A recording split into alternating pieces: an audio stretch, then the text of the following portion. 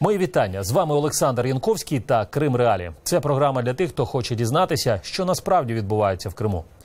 Коли люди згадують про велич Радянського Союзу, який всі боялися, ми маємо пам'ятати і про тих людей, на чиїх кістках була побудована ця так звана велич.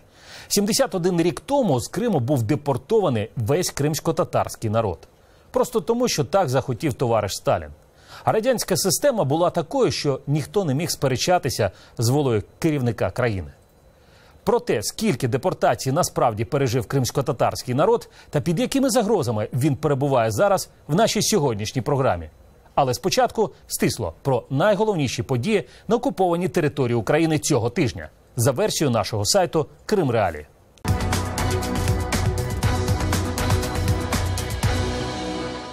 Без грошей не буде виплат. Кримському бюджету не вистачає більше 12 мільярдів рублів. Про це днями заявили в так званому Міністерстві фінансів. Так, бюджет Криму додатково потребує грошей на виплату заробітної плати працівникам Кримської залізниці. Фінансування не вистачає на охорону здоров'я, соціальні виплати, на освіту і низку інших позицій. Доступних пляжів не буде. Днями самопроголошений голова Криму Сергій Аксьонов підписав методичні рекомендації з користування пляжними територіями півострова. Згідно з документом, доступ на дитячі та лікувальні пляжі обмежується, а право визначати призначення таких територій отримали муніципальні органи влади. Це означає, що відтепер влада буде одноосібно вирішувати, де кримчани та туристи можуть відпочивати безкоштовно, а де територія бізнесу. Кремлівським улюбленцям найкраще місця. Путінським нічним вовкам виділили 227 гектарів в Севастополі біля гори Гасфорта. Таке рішення днями ухвалила місцева російська влада.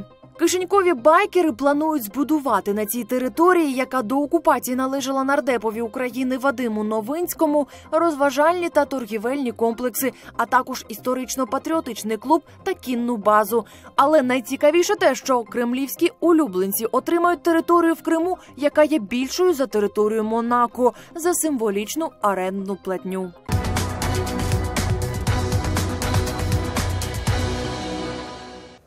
З вами програма «Крим Реалі».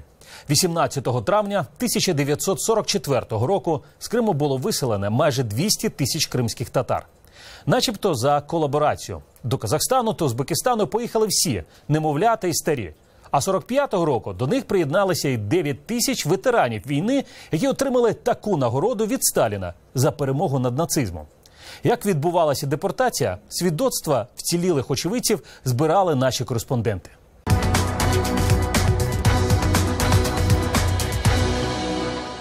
18 травня. Світанок. Батько, чоловік, котрий отримав поранення на фронті, зібрався робити ранковий намаз. Мати порається по господарству. Хтось настійливо постукав у двері. На порозі 4 солдати з автоматами. Вони кричать, сваряться та вимагають, аби усі вийшли на подвір'я. Так цей день запам'ятав тоді ще 10-річний Рідван Бекіров. Його родину, як і сотні інших кримських татар, котрі жили разом неподалік від Балаклави, зібрали на місцевому кладовищі. А перед выходом из дома на улицу отец спрашивает у этого начальника: можно, говорит, у меня коровника корова недавно отелилась месяц тому назад. Отпускать можно ее? Да, говорит, отпускай. И за отцом идет автоматчик. Он пошел, отвязал, корову пустил, рядом теленок. І ми попрощалися зі своїм хазяйством, своїм домом. Майже добу люди просиділи в полі під палаючим сонцем, без їжі та води. Звідки їх на вантажівках відвезли до найближчої станції, посадили у вагони поїздів, в яких перевозили худобу, та відправили в Сибір та Середню Азію.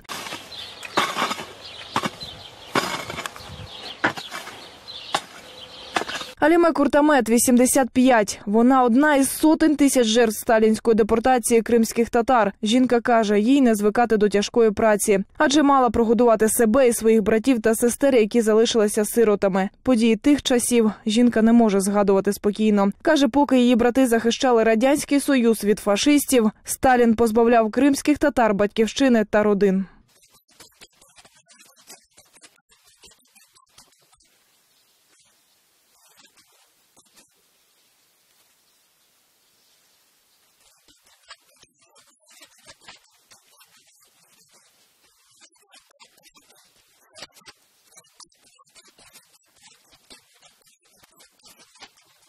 повернення кримських татар на батьківщину. Ще один важкий шлях, який довелося пройти корінному народу півострова. Але не кожен зміг це зробити. Наприклад, Аліме Куртамет вже 47 років живе в Херсонській області, в містечку Новоолексіївка. Тут вона поховала чоловіка та 2 із 9 дітей. Але незважаючи на свій вік, жінка таки мріє повернутися на батьківщину. Навіть пісні, які вона дуже часто співає, присвячені рідній землі. Gecedir düştüm koyumuza, yol tapmadın geçmeyen. Evlerde bozuldu, keşmeler kuruldu. Su tapmadan içmeyen. Крим без кримських татар – таким його бачили в Російській імперії, а потім вже в Радянському Союзі. Історики зазначають, що першу вимушену депортацію кримські татари пережили ще за часів Катерини II, коли півострів також було анексовано. Потім, вже за часів Сталіна, кримські татари знов пережили трагічні події, які пізніше фахівці назвуть не інакше як геноцид. Розповідає один із координаторів Комітету із захисту прав кримських татар Сінавер Кадиров. Геноцид в отношении крымско-татарского народа, поскольку в результате этого выселения 46,2% населения крымских татар было,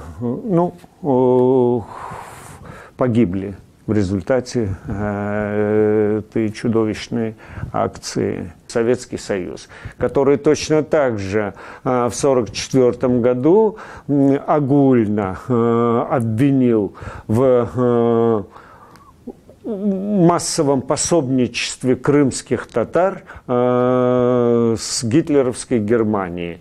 И как бы в наказании выслали буквально всех, от мала до велика. И самое поразительное, что ведь не являлись исключением и семьи тех героев Советского Союза, которые находились на передовой, а их семьи, в общем-то, высылали как врагов народа, как предателей. Тавро-колабораціоніста – улюблений прийом тоталітарного сталінського режиму, розповідає історик Гульнара Бакірова. Саме через ці обвинувачення було депортовано з півострова не тільки кримських татар, але й вірмен, болгар, німців та ще багато інших народів, що проживали на той час в Криму. Крым действительно от Сталина пострадал как никакой другой регион.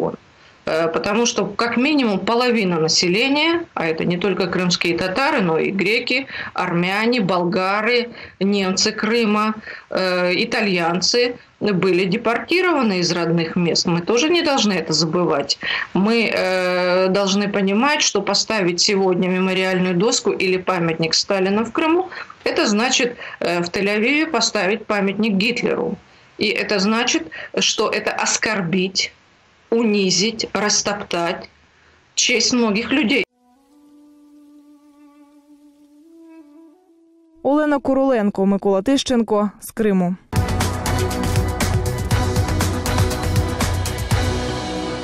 Ви дивитесь «Крим Реалі».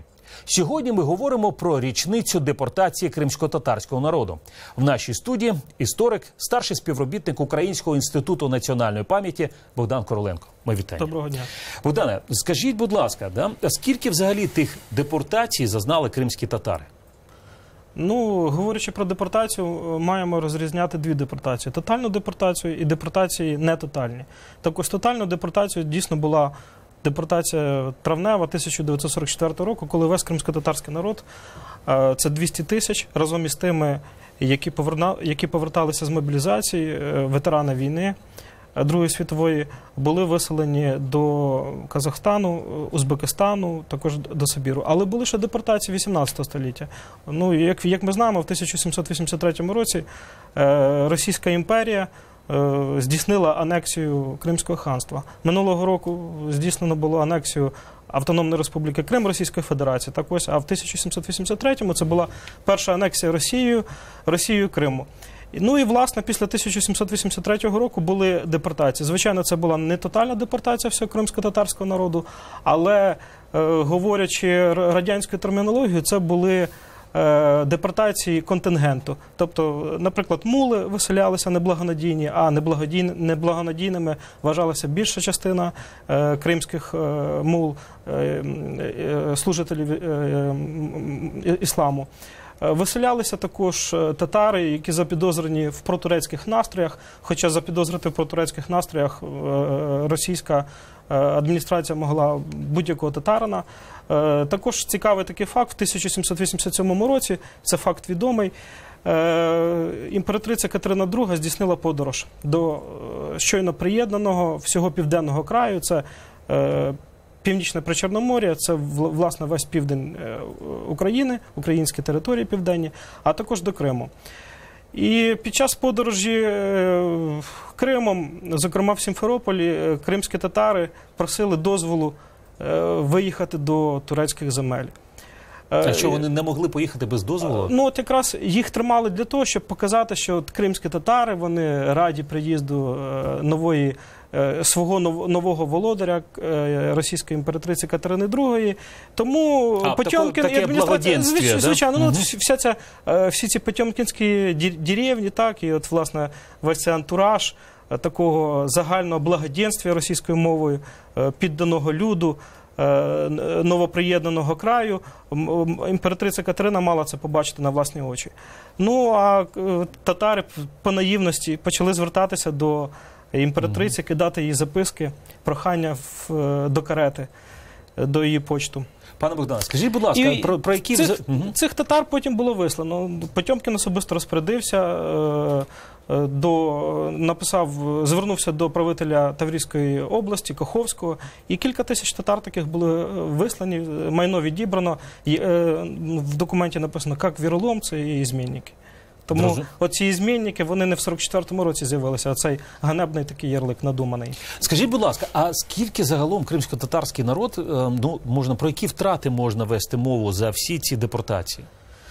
Ну, якщо ми говоримо про 18 століття, то загалом демографічні втрати Криму щонайменше 50%, можливо, навіть 2/3. Це масові еміграції, потім ці депортації, про які я говорив і про які я ще не згадував. Власне, Крим з того часу почав, оця питома частка кримсько-татарського народу в складі загального кримського населення, вона почала падати. І, власне, з того часу відбувався процес деколонізації Кримського півострову. І, власне, в 44-му році це був такий останній акорд уже радянської влади, спадкоємиці влади Російської імперії стосовно деколонізації Криму. Тут ми можемо згадати і про депортації інших народів Криму, які в силу історичних обставин опинилися в Криму. Це і німці, і греки, і вірмени, і італійці та інші малі народи, які також були вислані. Німці були в 41-му році, а в 44-му році відразу, навіть менше, ніж за місяць після депортації кримсько-татарського народу, 2 червня з'явилася постанова про висилку нацистських пособників, в документі фігурує саме цей термін, серед вірмен, греків, і вони також були вислані з Криму. Розуміло, пане Богдане, скажіть, будь ласка, от у 43-44 роками були депортовані не тільки кримські татари, а і цілі також народи Північного Кавказу, так? Скажіть, будь ласка, чому, на вашу думку, от їм дозволили повернутися у 50-ті, у 60-ті роки, а кримським татарам це дозволили зробити тільки 89-го року? Ну, все-таки я вбачаю в цьому продовження політики Російської імперії щодо витіснення кримсько-татарського народу з Криму. Власне, завдання кримських татар, як це вбачала російська адміністрація, уряд ще царський, Російської імперії, ну, це така, знаєте, невеличка етнографічна група для гарної картинки десь в книжці. Все-таки постійні підозри щодо безпідставні щодо кримсько-татарського народу, до кримських татар, вони були тоді, вони є і зараз, і ми це бачимо на прикладі тих подій, які відбуваються в окупованому Криму. Чому не дозволяли?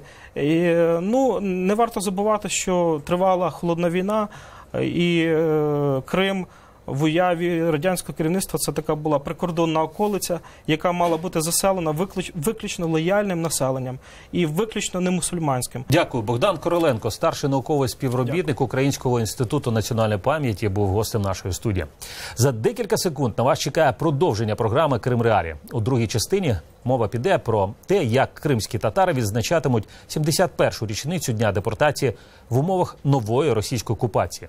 Залишайтеся з нами.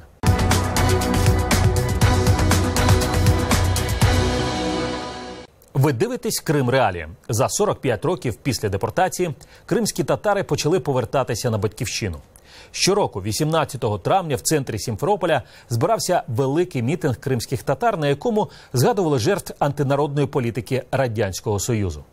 Традиція була перервана 2014 року, після того, як Крим був окупований правонаступником СРСР, сучасною Російською Федерацією. Що буде в Криму 18 травня цього року, з'ясовували наші кореспонденти.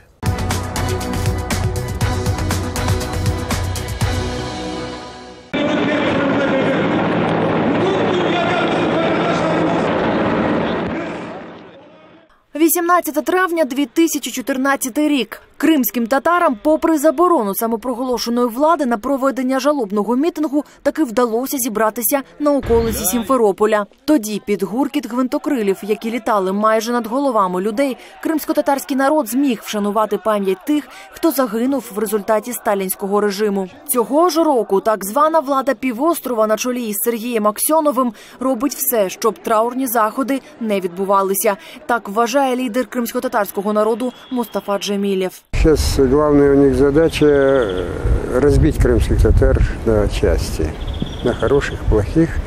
А 18 мая – это такая знаковая дата, которая объединяет всех, консолидирует народ.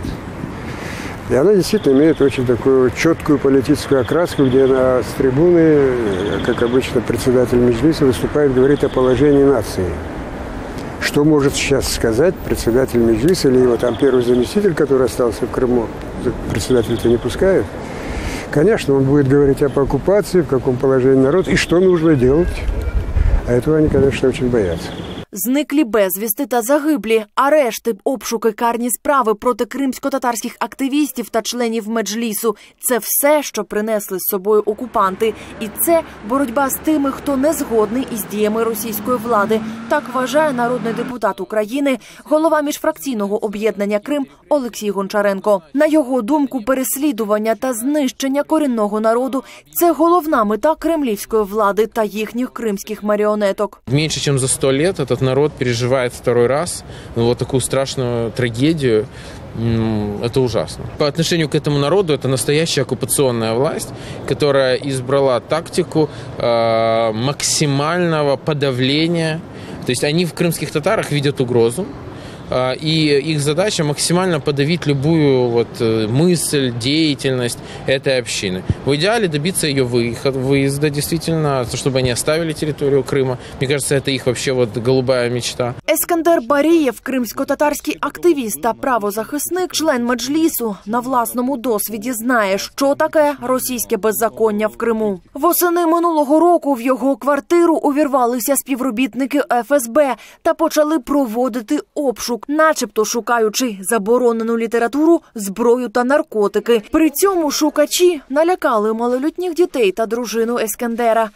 Нині активіст вимушений жити за межами півострова, але свою діяльність, яка пов'язана із захистом прав кримських татар на окупованому півострові, він не залишив, а навпаки посилив. То, что происходит произошло за этот год, мы видим повторение той политики, которую начинала еще Екатерина II. То есть поджигают бизнес, поджигают объекты бизнесовые у крымско-татарских предпринимателей, создают условия невыносимые, что крымские татары вынуждены выезжать. Некоторых наиболее активных, которые говорят о правозащитной деятельности, которые говорят о защите прав крымско-татарского народа и жителей Крыма других национальностей, пытаются всячески выдворить, на них заводят уголовные дела.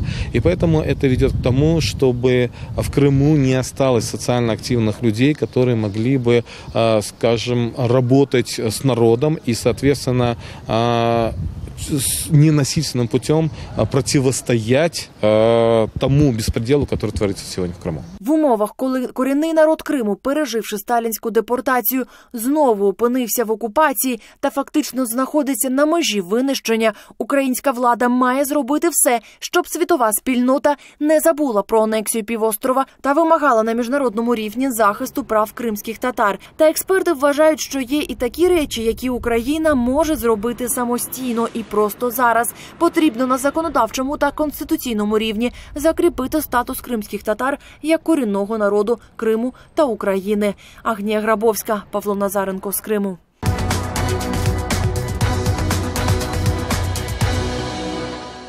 Ви дивитесь «Крим Реалії». Сьогодні ми говоримо про депортацію кримсько-татарського народу в 44-му році. Та про те, як російська влада не дає можливості відзначити цю дату. В нашій студії народний депутат України, голова Меджлісу кримсько-татарського народу Ріфат Чубаров. Мої вітання. Пан Ріфате, на вашу думку, чому все ж таки цього року самопроголошена влада Крима не дає відзначити цю дату навіть в тому форматі, як це було 2014 року? Маємо виходити з того, що рік тому в Крим вторглася російська армія. Криму встановлений окупаційний режим. Будь-який режим, який утримується на авторитарному стилі управління, будь-який режим, який не виносить жодної опозиційної думки, такі режими ніколи суспільству не дають зберігати історичну пам'ять. Пам'ять про депортацію кримських татар, пам'ять про Сталіна, портрети якого знову піднімаються по всій Росії, в тому числі в окупованому Криму, і на його шану встановлюються пам'ятні дошки, це режим шанує, піднімає, а пам'ять про злочини, це мало б людей змусити подумати, в які часи вони живуть. І хто ними вправляє. Путін не хоче, щоб люди проводили паралель між Сталіном, ним і Гітлером. Тобто ви думаєте, що це рішення не пана Аксьонова, а пана Путіна безпосередньо? Такі відношення до депортованих народів в Росії були встановлені багато років тому. Саме такі форми вшанування пам'яті, тобто ніякі калмики, Чечні, серед балкарців, їм не дозволяють виходити разом, згадувати, проводити виставки, шанувати пам'ять загиблих. Їм кажуть, молитися вдома, згадуйте своїх загиблих, якщо вам це потрібно. Але треба забути те, що було, щоб нам йти вперед, як вони кажуть. Але при тому, і це ж люди бачать, все, що пов'язано з ними, я скажу, можливо, те, що не всі будуть поділяти, те, що пов'язано з історією російської державності, вони відмічають все. До таких, знаєте, детальних якихось там моментів. Але коли мова йде про народи, власне, самої Росії або кримсько-татарський народ, який зараз живе на своїй землі, але окупований, вони їм не дозволяють зберігати пам'ять. Бо пам'ять – це страшна зброя проти тоталітарних режимів. Страшніше, ніж танки. Розуміло, пане Ріфат, скажіть, будь ласка, багато наших глядачів питають, а в якому форматі Меджліс кримсько-татарського народу планує відзначати цю дату в Україні і в Криму? Щодо Криму, ми рекомендували одночасно, щоб Меджліс кримського народу і всі регіональні меджліси дали повідомлення про проведення меморіальних заходів на тих містах, де встановлені пам'ятні камні або вже встановлені пам'ятники. В Сімферополі ми подали на ті 3 місця, які самою тією владою прийняті як місце проведення масових зборів. По Сімферополю нам відмовили зовсім. Сказали, що нібито там інше попросили, хоча зрозуміло, що це не так. В деяких районах Криму регіональним меджлісам дали дозвіл, деяких не дали, але після того, як відмовили вже остаточно центральному, тобто Меджлісу кримського народу, то і ті районні влади, які надали дозвіл, вони теж їх відмінили, ці дозвіли. Отже, по регіонах влада думає, і взагалі влада пропонує кримським татарам обмежитися лише покладанням квітів і поминальними заходами, які будуть проводитися в мечетях. Добре, а як будуть відзначати цю дату на материковій частині України? Дуже широкий такий ряд заходів, які ми проводимо. Я дуже коротко про основні. 18 травня в Національній опері України буде офіційний вечір «Реквієм» з участю перших осіб держави. На Майдані Незалежності о 19 годині 18 травня буде всеукраїнський жалобний мітинг.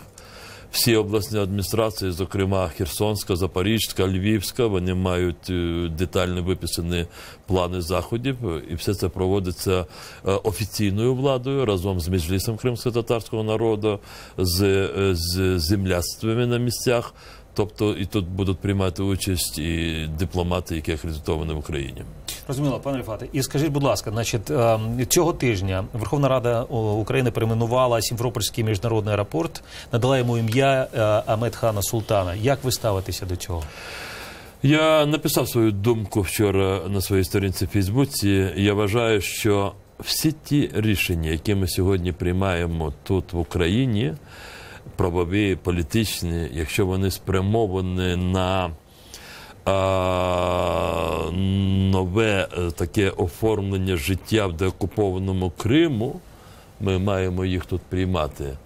Деякі, знаєте, розмови про те, що, мовляв, чому не раніше, а тепер вже пізно, я не приймаю такі думки, оскільки для того, щоб все те, що раніше не виконувалося, саме тому мільйони людей по всій Україні виходили на Майдан і Майдани.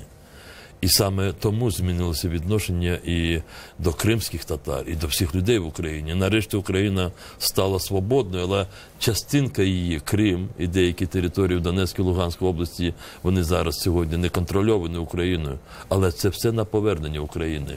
Просто відновилася справедливість щодо Ахмед Хана Султана і щодо частини кримської землі Сімферопольського аеропорту. Дякую. Рифат Чубаров, народний депутат України і голова Меджлісу кримсько-татарського народу, був гостем нашої студії. 18 травня 44-го року з Криму були депортовані кримські татари. А згодом з'ясувалося, що депортували не всіх. Забули про мешканців Арабатської коси. Тоді тамтешніх кримських татар, за спогадами літніх людей, посадили в баржу та затопили ту баржу посеред Азовського моря. Щоб не отримати догану від товариша Сталіна, того самого, якого керівник сучасної Росії називає ефективним менеджером. Тож не варто забувати, під чиєю владою зараз опинилися кримчани. А на сьогодні це все. Ви дивилися Крим Реалі. Хочете дізнатися більше? Заходьте на наш сайт в інтернеті Крим Реалі. Спілкуйтеся з нами у соціальних мережах. З вами був Олександр Янковський та Крим Реалі. До нових реальних зустрічей.